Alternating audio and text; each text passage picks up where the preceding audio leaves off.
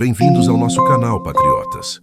Hoje a gente vai mergulhar em um debate que não só está em alta nos bastidores da política, mas que pode definir o futuro do Brasil pelos próximos anos.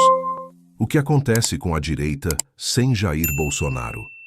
Esse é um daqueles temas que geram discussões intensas, opiniões apaixonadas e, claro, muita especulação. Afinal, estamos falando de uma figura que marcou profundamente a política nacional, que mobilizou milhões de pessoas em torno de um projeto, e que, gostando dele ou não, mudou a forma como enxergamos as disputas eleitorais. Só que agora, com ele fora da corrida presidencial até 2030, seja por conta da decisão do TSE que o tornou inelegível, seja pelo risco de prisão em decorrência dos processos que enfrenta no STF, a grande questão é, e daí? Como a direita vai se reorganizar sem esse personagem central que durante anos ditou o ritmo e os rumos desse campo político? Então, antes de mais nada, eu convido você a se ajeitar aí, pegar seu café, porque esse papo vai ser longo, detalhado e cheio de nuance. A ideia aqui não é trazer respostas fechadas, mas sim provocar a reflexão. Será que o bolsonarismo sobrevive sem Bolsonaro? Será que surge uma nova liderança que consegue ocupar esse espaço? E mais do que isso, como esse lado do espectro político vai se preparar para as eleições de 2026, que já estão no horizonte e prometem ser decisivas? O que a gente vai explorar hoje é justamente esse dilema. De um lado, existe a base fiel, aquela que continua acreditando em Bolsonaro como uma espécie de mito, alguém que foi injustiçado e perseguido. Do outro lado, há também quem pense que a direita precisa seguir em frente, encontrar novas lideranças, repaginar o discurso para conseguir dialogar com um eleitorado mais amplo e, principalmente, evitar ficar refém da rejeição pesada que acompanha o bolsonarismo em certos setores da sociedade. O desafio, portanto, é gigantesco. Como se manter vivo, competitivo e com chances reais de vitória sem a figura que até aqui foi a principal referência? E esse é apenas o começo da nossa conversa. Ao longo do vídeo, vamos revisitar o impacto que Bolsonaro teve, entender como chegamos até esse cenário de inelegibilidade, analisar possíveis herdeiros políticos, observar quem pode surgir de fora da família Bolsonaro e, claro, refletir sobre o papel da direita brasileira num contexto mais amplo, onde a esquerda ainda mantém uma força considerável com Lula e o PT. Então, se prepara, porque hoje a gente vai desenhar um mapa completo do que pode ser o futuro da direita no Brasil sem Jair Bolsonaro. É impossível falar do futuro da direita no Brasil sem antes entender o impacto profundo que Jair Bolsonaro deixou na política nacional. Para muita gente, Bolsonaro não foi apenas mais um presidente ou mais um candidato de destaque. Ele foi o grande responsável por redefinir o que significa ser de direita no país. Até 2018, esse campo político estava fragmentado, pouco articulado e, em muitos momentos, até diluído em meio ao chamado Centrão ou nas disputas internas do PSDB. O que Bolsonaro fez foi algo sem precedentes. Ele conseguiu consolidar uma nova direita, unindo conservadorismo nos costumes, liberalismo econômico e, acima de tudo, um discurso antissistema que seduziu milhões de brasileiros. Quando ele venceu as eleições de 2018, muita gente subestimou a força desse movimento. Mas ao longo de seu governo e dos anos seguintes, ficou claro que o bolsonarismo não era apenas uma onda passageira, e sim um fenômeno político-cultural. Bolsonaro conseguiu canalizar o descontentamento de uma parte significativa da população, especialmente daqueles que estavam cansados da política tradicional, das velhas alianças de bastidores, e que viam na esquerda, em especial no PT, a personificação de tudo o que queriam combater. Corrupção, privilégios, um Estado que parecia não entregar segurança nem qualidade de vida. Mais do que propostas de governo, Bolsonaro ofereceu um sentimento de pertencimento. Ele falava diretamente a pessoas que se viam abandonadas pela classe política. Com um tom muitas vezes agressivo, direto e até polêmico, ele se conectou com cidadãos comuns que enxergaram nele um homem do povo, alguém que não tinha Medo de enfrentar instituições vistas como elitistas, como o Supremo Tribunal Federal, ou questionar o sistema eleitoral, que ele acusava de ser vulnerável. Esse estilo, que misturava populismo com uma narrativa de combate, fez dele uma figura quase messiânica para seus seguidores. E é aqui que entra um ponto fundamental. Bolsonaro não apenas disputou eleições, ele criou uma identidade. O chamado bolsonarismo ultrapassa o próprio político e se consolidou como um movimento cultural. Ele conseguiu inserir na pauta nacional temas como defesa da família tradicional, valorização da religião, exaltação da segurança pública e até mesmo a ideia de um patriotismo quase incondicional, expresso em bandeiras, camisetas verde e amarelo e hinos entoados em manifestações. Mas agora surge a grande questão. Sem Bolsonaro na urna, essa identidade sobrevive? A base que ele construiu permanece unida ou começa a se fragmentar em busca de novos líderes? Esse é o dilema que vai definir o futuro da direita. Porque o legado dele é, ao mesmo tempo, uma força e um peso. É força porque há milhões de brasileiros que ainda se reconhecem nesse discurso e se sentem representados por ele. Mas também é peso porque sua figura carrega rejeição, processos, acusações graves e, claro, a inelegibilidade até 2030. Em resumo, Bolsonaro deixou como herança um campo político que hoje é muito mais organizado, mobilizado e influente do que era antes dele. Mas esse campo também carrega contradições, dilemas e uma dependência enorme de sua figura. E é justamente nesse ponto que a gente começa a enxergar o tamanho do desafio para os próximos anos. Como seguir adiante com um legado tão marcante, mas sem o protagonista que deu vida a ele? Se até aqui falamos do peso e da importância do legado de Bolsonaro, agora é hora de entender a situação concreta que afasta o ex-presidente das urnas. Porque não estamos lidando apenas com uma decisão política ou uma escolha pessoal. O que está em jogo são decisões judiciais que colocam Bolsonaro em um dos momentos mais delicados de sua carreira. Em 2023, o Tribunal Superior Eleitoral, o TSE, bateu o martelo e declarou Jair Bolsonaro inelegível por 8 anos. A acusação que sustentou essa decisão foi de abuso de poder político e uso indevido dos meios de comunicação.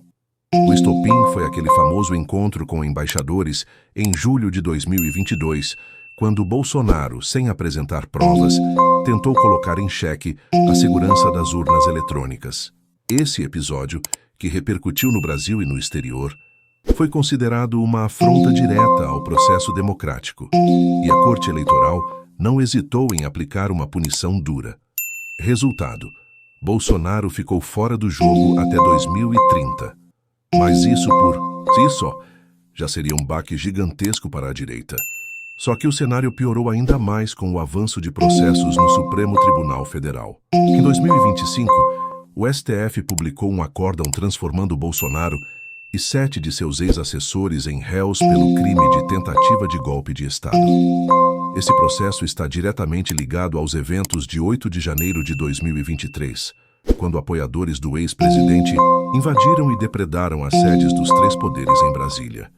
Para os ministros do Supremo, ficou claro que havia uma articulação por trás desses atos e que Bolsonaro, em maior ou menor grau, fazia parte desse enredo. A soma desses fatores coloca Bolsonaro em uma posição extremamente frágil. De um lado, ele mantém um capital político robusto, uma base fiel que continua mobilizada em sua defesa, sustentando a narrativa de que ele é vítima de perseguição judicial. De outro, o risco de prisão não é apenas retórico ou especulativo, que é uma possibilidade real, que pode até mesmo acelerar a sua saída definitiva do tabuleiro político. Esse contexto é crucial para entender a encruzilhada da direita, porque sem Bolsonaro apto a concorrer, abre-se um vazio de liderança que ninguém até agora conseguiu preencher por completo. Mais do que isso, a ausência dele como candidato gera uma dúvida existencial para o bolsonarismo. O movimento foi construído em torno de sua figura, de seu estilo, de sua narrativa, e agora precisa se provar capaz de existir por conta própria, sem depender da presença física de seu líder. Ao mesmo tempo, a inelegibilidade e os processos judiciais alimentam um discurso poderoso dentro da própria base. A ideia de que Bolsonaro está sendo perseguido por um sistema corrompido, que não aceita sua forma de governar e que tenta silenciá-lo. Essa narrativa de vitimização é combustível para manter as ruas ocupadas, as redes sociais agitadas e o sentimento de resistência vivo. Mas ela não resolve por si só a questão prática. Quem vai carregar a bandeira nas urnas em 2026? Portanto, quando olhamos para essa situação, fica claro que os tribunais não tiraram apenas um candidato de cena. Eles colocaram em xeque o futuro imediato de toda uma corrente política. A direita agora precisa se reinventar diante de um cenário onde seu maior símbolo pode, a qualquer momento, não apenas estar inelegível, mas também atrás das grades. Quando a gente fala do futuro da direita sem Jair Bolsonaro, um dos cenários mais discutidos pelos analistas é justamente o da tentativa de manter vivo o bolsonarismo, mesmo sem o próprio Bolsonaro como candidato. Isso porque, para milhões de brasileiros, ele deixou de ser apenas um político e se tornou um símbolo de resistência contra um sistema que seus seguidores enxergam como corrupto, elitista e hostil aos valores conservadores. Nesse primeiro caminho, o objetivo da direita seria preservar a chama acesa, repetir o estilo, as pautas e a narrativa que fizeram de Bolsonaro uma figura quase messiânica. E aqui entra um elemento essencial: a narrativa de perseguição. Cada decisão judicial contrária a Bolsonaro, a cada processo aberto ou acórdão publicado, sua base ganha mais combustível para reforçar a ideia de que o ex-presidente é vítima de um sistema que quer silenciá-lo. É a lógica do mártir político. Quanto mais atacado, mais fortalecido ele parece diante de seus apoiadores. Esse discurso funciona especialmente bem em dois ambientes que já provaram sua força: as ruas e as redes sociais. Se a gente olhar para manifestações recentes, como a de 2025 em São Paulo, os números impressionam. Segundo o monitor do debate público da USP, foram cerca de 37,6 mil pessoas reunidas na Avenida Paulista em defesa de Bolsonaro, mesmo com ele inelegível e sob risco de prisão. É um número expressivo, que mostra que o movimento não depende apenas de eleições para existir. E nas redes sociais, então, nem se fala. O bolsonarismo construiu uma máquina digital extremamente eficiente. Influenciadores, deputados federais e estaduais, senadores e até vereadores alimentam diariamente um ecossistema de informação, opinião e militância. São figuras como Mário Frias, Damares Alves e Rodolfo Nogueira que mantêm o discurso vivo, reforçando a todo momento que a direita brasileira não existe sem Bolsonaro. Essa estrutura é capaz de manter a narrativa em alta, pressionar adversários, mobilizar bases e criar uma atmosfera de constante confronto político. O grande desafio, porém, é transformar essa energia em resultado eleitoral. Porque, embora a narrativa de vitimização seja poderosa, ela não resolve sozinha o problema central: quem vai ocupar a vaga de Bolsonaro nas urnas. A base pode continuar fiel, mas em algum momento será preciso apontar um nome, alguém que represente o movimento e que tenha condições reais de disputar uma eleição presidencial. Esse caminho da manutenção do bolsonarismo, portanto, é duplo. Por um lado, garante que o movimento não se dissolva do dia para a noite, mantendo sua identidade viva e fortalecida. Por outro, corre o risco de aprisionar a direita em uma espécie de dependência eterna de Bolsonaro, um líder que já não pode disputar eleições e que pode, a qualquer momento, ser retirado do tabuleiro político de forma ainda mais drástica, caso seja condenado e preso. No fundo, é como se fosse uma aposta de alto risco. Manter a chama acesa pode preservar a base fiel, mas também pode significar carregar o peso da rejeição de Bolsonaro e limitar o alcance eleitoral da direita. E é dentro desse dilema que começam a surgir os nomes dos possíveis herdeiros, aqueles que tentam, de uma forma ou de outra, carregar o legado adiante. Se a manutenção do bolsonarismo é um caminho, a grande questão passa a ser: Quem vai herdar esse legado? Quem teria a capacidade de carregar a bandeira de Jair Bolsonaro sem que o movimento perca força ou identidade? E é aqui que surgem os nomes mais comentados dentro e fora da família do ex-presidente. O primeiro nome que, inevitavelmente, aparece é o de Michele Bolsonaro, a ex-primeira-dama. Michele se tornou uma figura muito querida entre os apoiadores mais fiéis, especialmente dentro do eleitorado evangélico, que representa cerca de 30% da população brasileira, e foi um dos pilares da vitória de Bolsonaro em 2018. Ela tem uma imagem limpa, carrega o sobrenome Bolsonaro e consegue se comunicar de forma emocional, principalmente em eventos religiosos e políticos, como no ato que liderou em Belém do Pará. Para muitos, ela seria a continuidade natural do mito, uma espécie de Bolsonaro versão 2.0, com uma roupagem mais suave, ligada a valores familiares e fé cristã. Mas existe um obstáculo óbvio. Michele nunca ocupou um cargo eletivo, não tem experiência administrativa. E segundo analistas como o cientista político Felipe Rodrigues, essa falta de trajetória pode pesar muito em uma disputa presidencial. Ainda assim, se Jair Bolsonaro der seu aval explícito, a candidatura de Michele pode se tornar uma realidade poderosa, justamente porque a base vê nela uma extensão legítima do ex-presidente. Do outro lado, dentro da própria família, surgem também os filhos de Bolsonaro como possíveis sucessores. Eduardo Bolsonaro, por exemplo, já abraçou de maneira firme o papel de herdeiro político. Ele se alinha constantemente a figuras como Donald Trump nos Estados Unidos, repete a narrativa de perseguição judicial contra a família e não poupa agressividade em seu discurso. Eduardo é combativo, radical e tem grande presença nas redes sociais. Porém, esse radicalismo pode ser um problema. Suas declarações polêmicas, como a defesa velada do uso da força contra adversários, podem afastar o eleitorado mais moderado, aquele que decide eleições em segundo turno. Flávio Bolsonaro, por sua vez, adota um estilo mais pragmático e discreto, com foco maior em sua carreira no Senado do que em uma eventual disputa presidencial. Ele até poderia ser uma opção, mas parece pouco disposto a assumir esse papel no momento.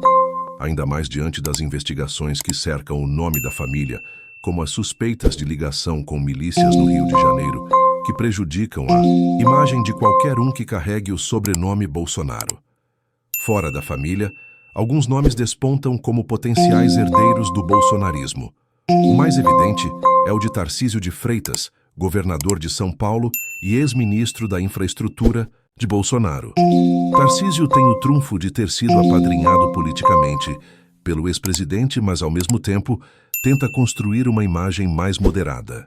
Ele dialoga com o mercado, com empresários e até mesmo com políticos de centro, ao mesmo tempo em que mantém certa lealdade ao bolsonarismo. Essa posição de equilíbrio faz dele um candidato de transição, alguém que pode herdar parte da base bolsonarista sem carregar toda a rejeição que acompanha o mito. Ainda assim, sua ausência em manifestações recentes, como a de agosto de 2025 na Paulista, mostra que ele está se afastando do radicalismo para não perder espaço no centro. Além de Tarcísio, existem outros governadores com apelo. Ronaldo Caiado, de Goiás, é um deles.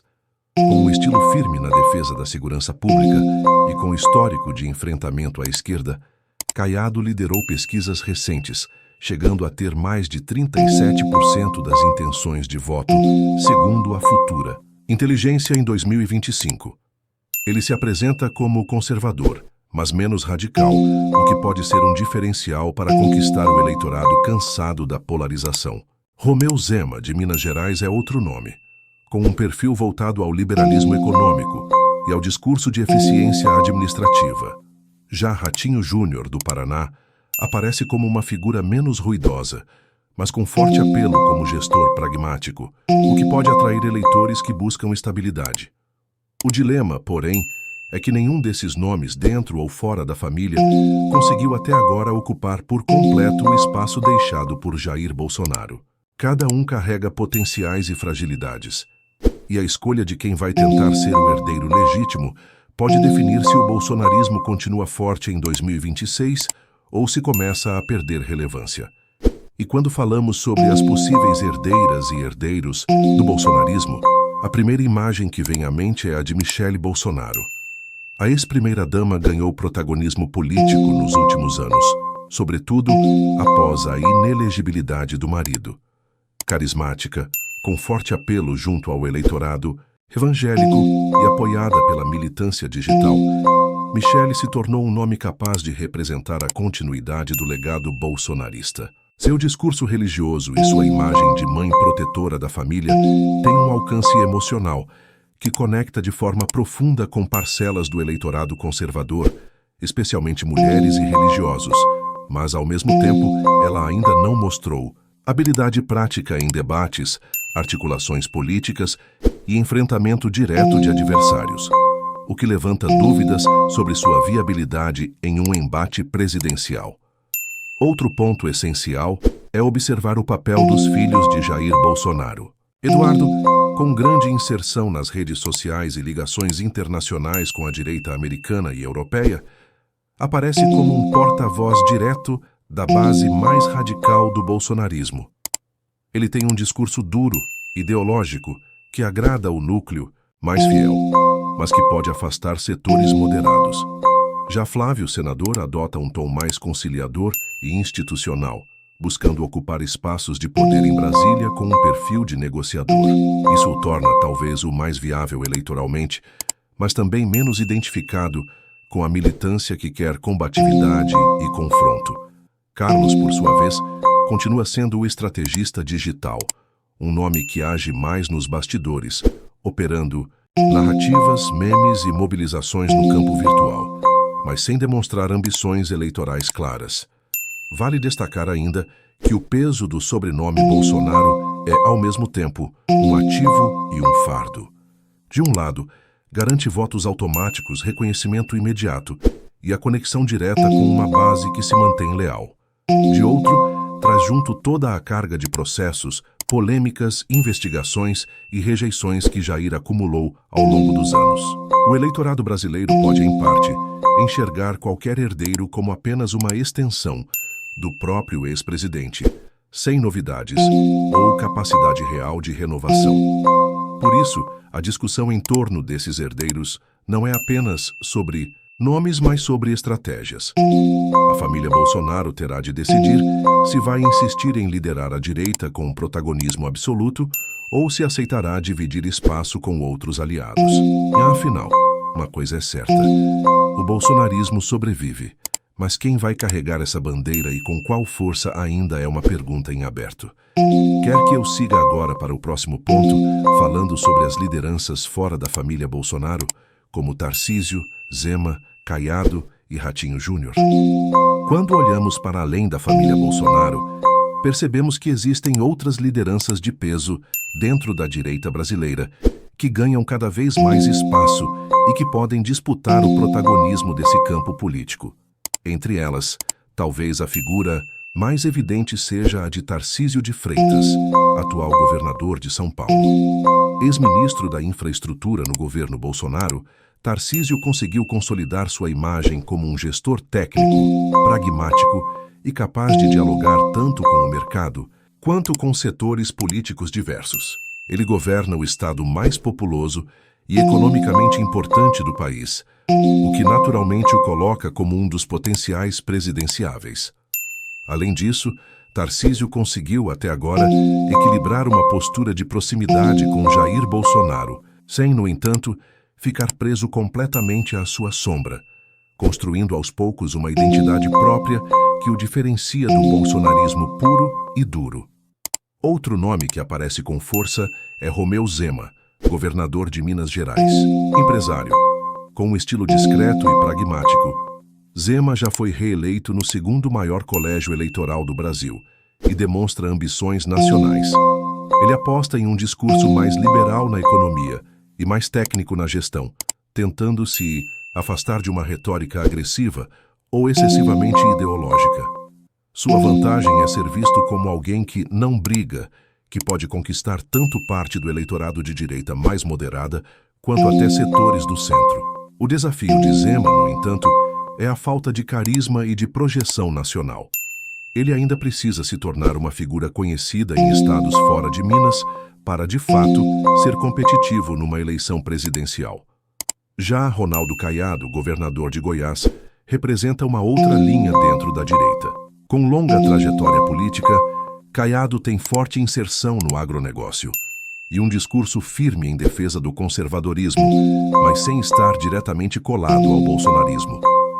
Ele é visto como uma liderança experiente, articulada e com base sólida no Centro-Oeste, além de ter conexões históricas em Brasília. Caiado poderia surgir como uma alternativa caso o bolsonarismo se fragmente, mas também pode acabar restrito a um papel de articulador regional. E não podemos esquecer Ratinho Júnior, governador do Paraná, que vem despontando como um nome jovem, ligado a um perfil mais de gestão e comunicação. Com a herança da popularidade do pai, figura já conhecida pelo público, Ratinho Júnior aposta numa imagem moderna e acessível. Ele pode conquistar espaço como um gestor jovem e pragmático, capaz de se apresentar como renovação dentro da direita. Esses 4 nomes, Tarcísio, Zema, Caiado e Ratinho Júnior, compõem hoje um verdadeiro tabuleiro de possibilidades para a direita brasileira. Eles não apenas disputam espaço com os Bolsonaro, mas também podem representar caminhos alternativos, caso a família não consiga se manter unida ou caso surjam obstáculos jurídicos e eleitorais. A grande questão que paira no ar é se essas lideranças estarão dispostas a enfrentar a família Bolsonaro diretamente, ou se buscarão alianças que evitem rachas e divisões dentro do campo conservador. E é justamente nesse ponto que começa um dos maiores dilemas da direita brasileira. Como conciliar tantas lideranças fortes sem que isso se transforme em uma guerra interna que fragmente o campo conservador? Porque, ao mesmo tempo em que Tarcísio, Zema, Caiado e Ratinho Júnior crescem em relevância, o bolsonarismo segue como a principal força organizada de direita, com enorme influência sobre o eleitorado e grande capacidade de mobilização nas ruas e nas redes sociais. O problema é que cada uma dessas lideranças possui projetos próprios, perfis diferentes e, principalmente, eleitorados que se sobrepõem em parte, o que naturalmente gera atritos e disputas de espaço. Tarcísio, por exemplo, precisa equilibrar sua imagem de gestor moderado com a proximidade a Bolsonaro. Se ele se afastar demais, corre o risco de perder apoio do eleitorado mais fiel ao ex-presidente. Mas se ficar totalmente preso ao bolsonarismo, pode acabar bloqueando sua possibilidade de crescer para além dessa bolha. Zema, por sua vez, aposta em uma postura de independência e moderação, mas sabe que para chegar competitivo em 2026, precisará em algum momento dialogar com o eleitorado conservador mais duro.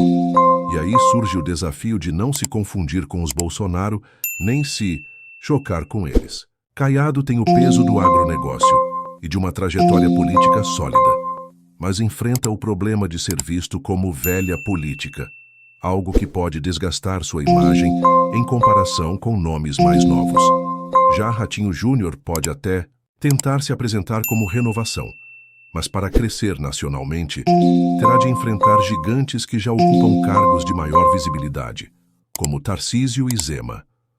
O grande risco é que, se cada liderança insistir em lançar sua candidatura de forma independente, a direita chegue em 2026 excessivamente fragmentada, repetindo em parte o que aconteceu em 1989, quando mais de uma dezena de candidatos de direita e centro-direita se lançaram e acabaram abrindo caminho para a vitória de Lula no segundo turno, contra Collor. Isso porque, embora Bolsonaro esteja inelegível, ele ainda tem o poder de indicar e endossar um candidato, e esse selo de aprovação pode ser decisivo para unificar, ou, pelo contrário, para rachar ainda mais o campo. Se Bolsonaro apoiar Tarcísio, por exemplo, Zema e Caiado podem não aceitar se submeter e lançarem suas próprias campanhas. Se Bolsonaro decidir apoiar um de seus filhos, aí a situação pode ficar ainda mais tensa, porque dificilmente outros, líderes de peso, aceitariam ceder espaço para um Bolsonaro Júnior.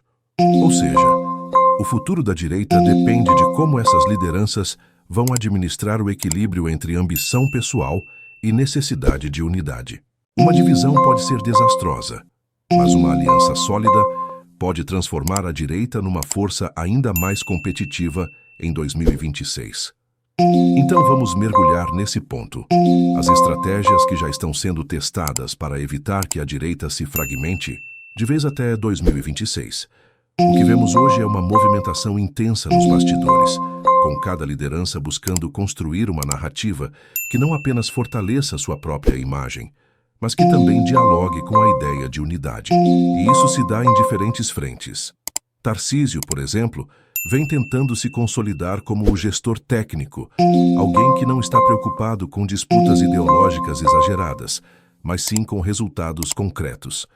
Essa imagem o ajuda a dialogar com setores do mercado, com a classe média urbana e até com parte do eleitorado que não se identifica 100% com o bolsonarismo mais radical.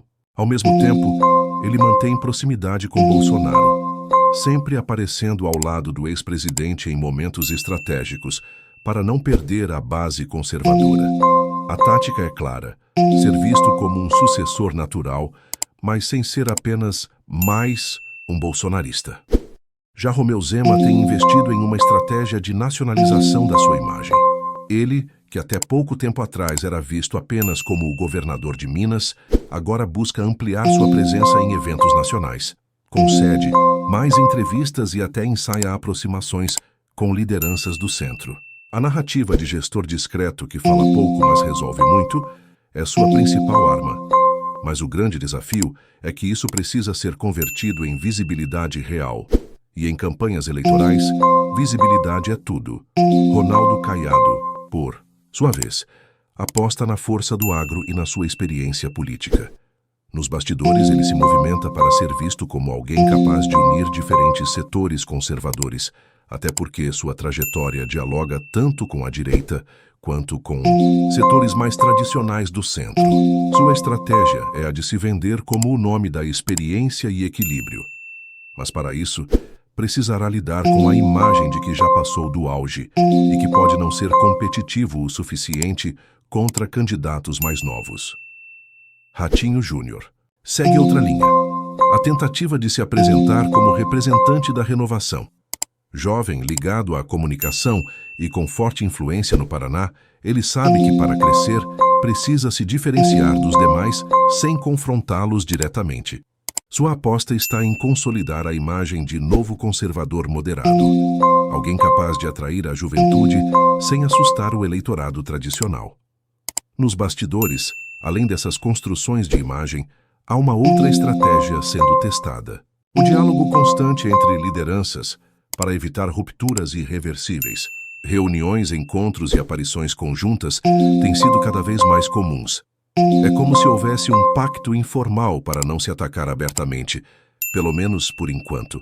A ideia é clara: manter a coesão até que Bolsonaro defina quem será o nome a ser apoiado, porque a decisão do ex-presidente pode servir como um ponto de unificação ou, ao contrário, como um estopim para uma guerra interna.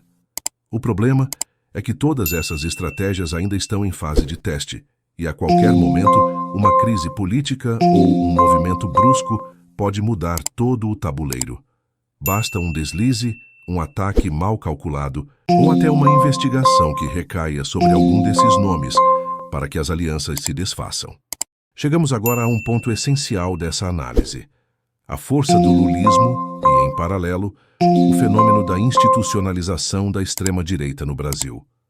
Quando falamos de lulismo, não estamos apenas tratando da figura de Luiz Inácio Lula da Silva como indivíduo, mas sim de um movimento político que ultrapassa a trajetória de um líder e se transforma em uma identidade coletiva.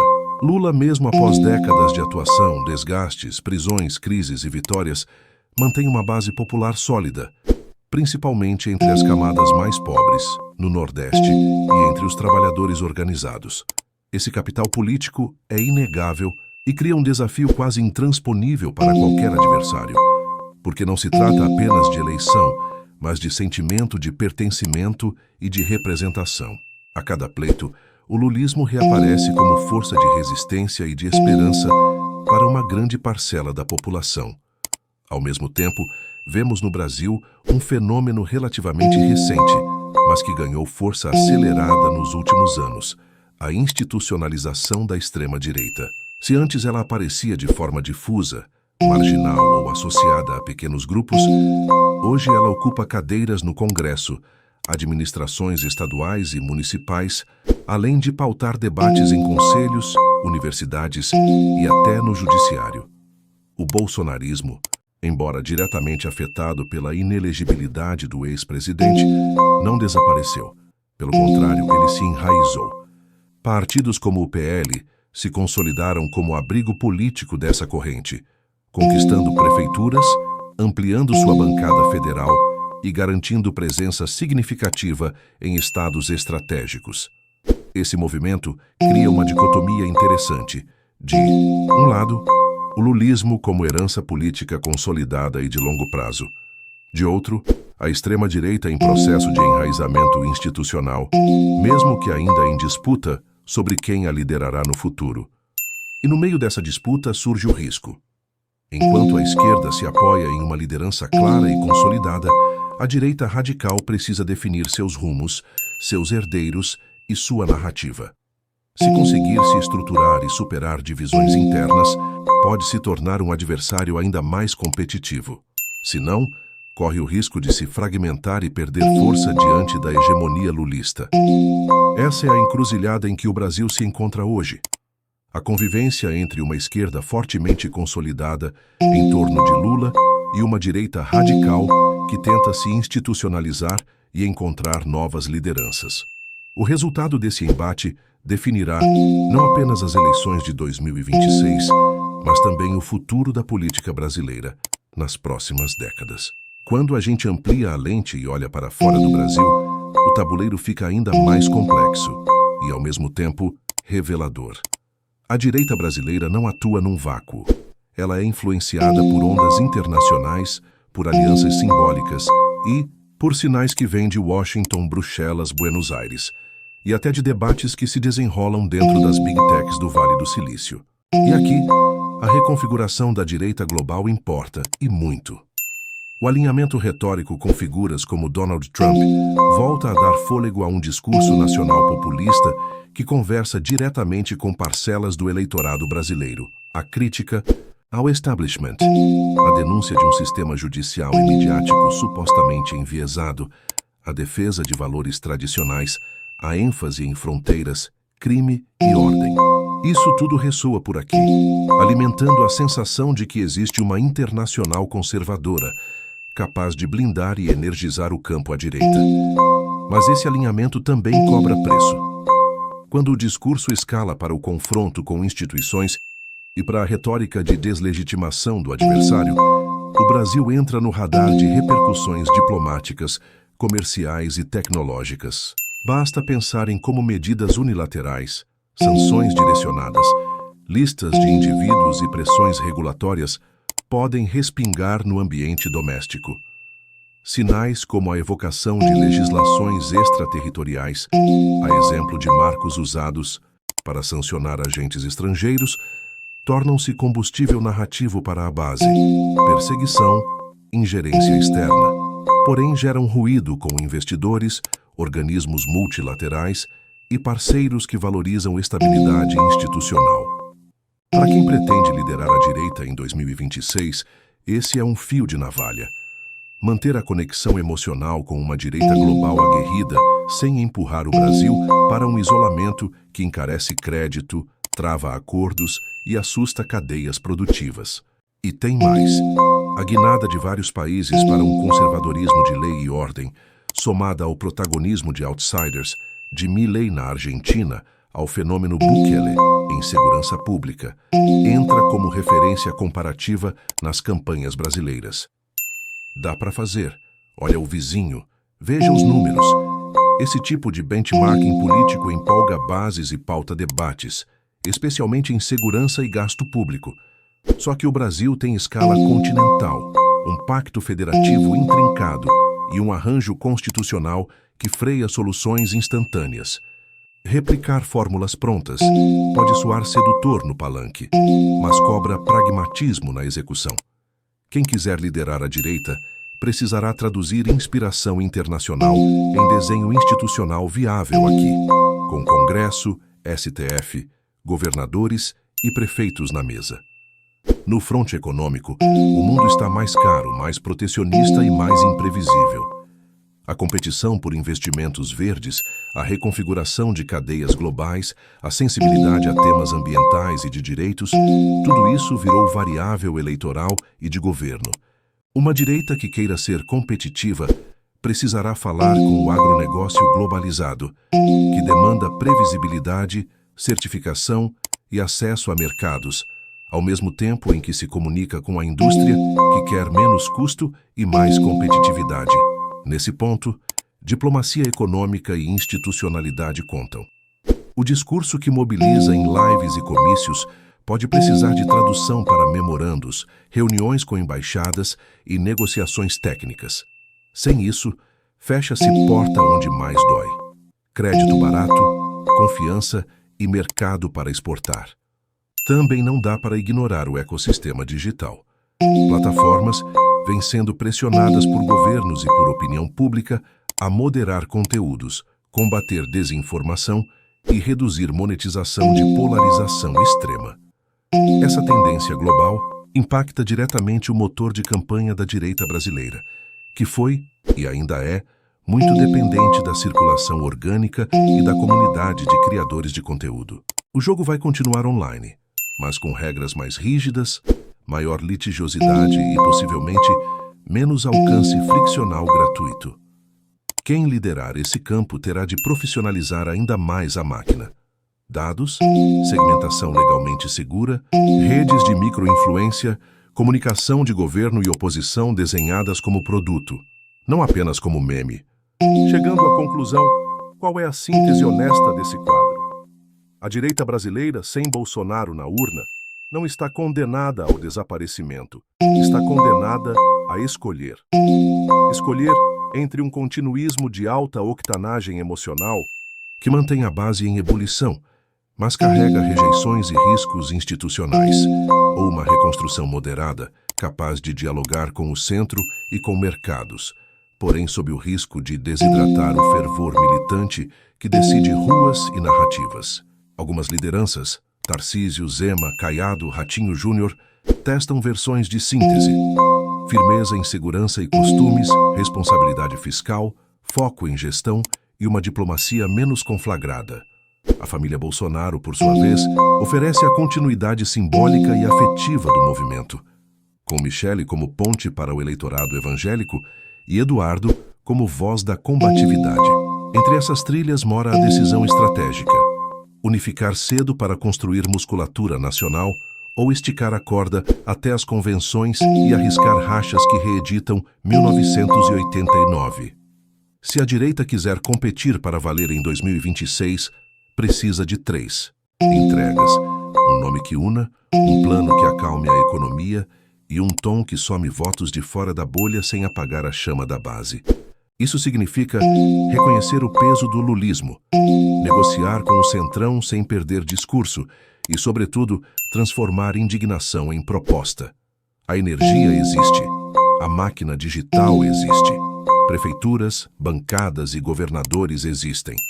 Falta a arquitetura. Final, quem conduz como vira governo no primeiro dia e de que modo conversa com o mundo sem fechar portas. Esse é o enigma. E também a oportunidade. Agora eu quero ouvir você aí do outro lado. Faz sentido essa leitura? Qual caminho você acha mais viável? Continuidade combativa com herdeiro puro sangue ou uma síntese moderada com rosto de gestor? Comenta aqui embaixo, deixa o like, se inscreve no canal e compartilha esse vídeo com quem está acompanhando de perto a corrida de 2026. A conversa só está começando. E a próxima temporada da política brasileira promete.